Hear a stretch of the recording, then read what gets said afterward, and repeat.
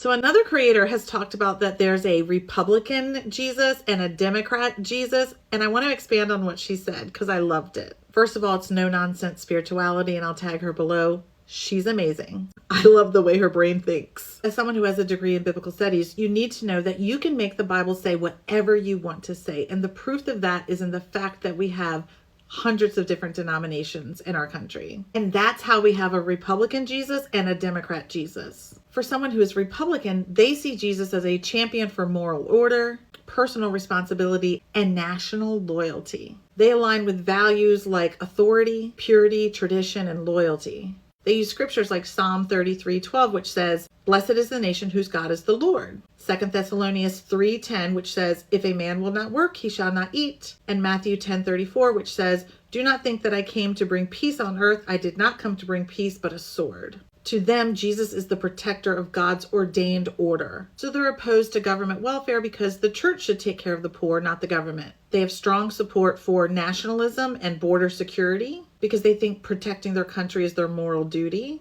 And they're resistant to any of the LGBTQ rights because they believe that God only created male and female. Now, I know they believe these things because I used to be a Christian nationalist and I believed those things too. Now, for the Democrats, Jesus is viewed as a revolutionary figure who opposed the powerful and prioritized the marginalized. When they look at scriptures, they look for scriptures that align with their values, like compassion, justice, inclusion, and equality. They talk about verses like Luke 18:22, which says, "Sell everything you have and give to the poor, and you will have treasures in heaven." Or Matthew 5:9, which says, "Blessed are the peacemakers, for they will be called children of God." Or Matthew 25:40, which says, "Whatever you did for the least of these, you did for me."